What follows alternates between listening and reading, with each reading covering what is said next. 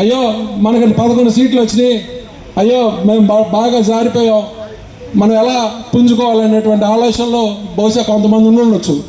నేను ఈ వేదిక ద్వారా మీ అందరికీ తెలియజేస్తున్నాను, జగన్మోహన్ రెడ్డి గారు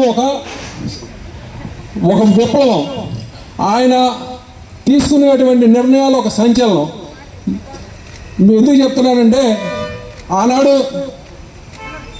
కాంగ్రెస్ పార్టీని విభజించి ఒంటరిగా వచ్చినటువంటి వైఎస్ జగన్ ఒక ఎమ్మెల్యేతో స్టార్ట్ అయ్యాడు.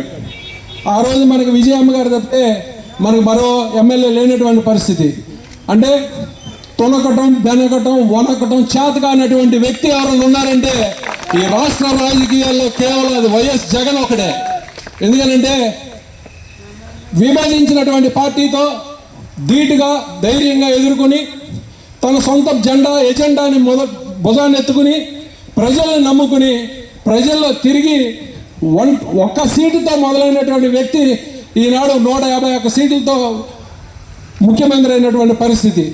ఈ 151 నెంబర్ అనేటువంటిది ఎప్పటికీ సంచలనం. అది ఎప్పటికీ ఎవడో క్రాస్ చేయడం ఎవడ వల్ల కాదు.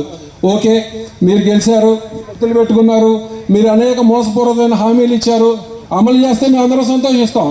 అమలు చేయకపోతే మా చిట్టిబాబు గారు చెప్పినట్టు రోడ్ల మీద నిలదీయటం అనేది ఖచ్చితంగా ప్రజా సమస్యల మీద పోరాటం అనేది జరుగుతుంది.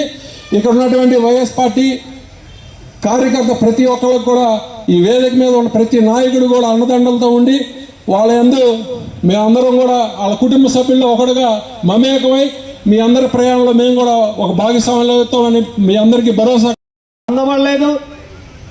అలాగే కాంగ్రెస్ గవర్నమెంట్లో ఇందిరాగాంధీ టైంలో మాత్రమే ఇళ్ల స్థలాలు లేని వారికి ఇవ్వడం జరిగింది. జగన్మోహన్ రెడ్డి గారు ఆంధ్రప్రదేశ్ మొత్తంగా 30 లక్షల మందికి ఇళ్ల స్థలాలు ఇచ్చిన చరిత్ర సృష్టించడం అనేది జరిగింది. ఆ చరిత్రని మన భారతదేశంలో ఏ రాష్ట్రం కూడా ఇంతవరకు అధిగమించాల. అలాంటి మహనీయుడి యొక్క పుట్టినరోజు ఈరోజు మనం జరుపుకుంటాం. గర్వకారణం, గత ఎన్నికల్లో ఏ తప్పు జరిగిందనేది మనం నిర్ధారించలేము. కానీ ప్రజల్లో జగన్మోహన్ రెడ్డి గారు ఉన్నారు. 40% ఓట్లు మనకు రావండి. ఖచ్చితంగా జనం అభిమానం చొరవని వాళ్ళ గుండెల్లో నెలకొన్న వ్యక్తి జగన్మోహన్ రెడ్డి గారు. ఇవాళ ఒక ప్రభుత్వం వచ్చింది.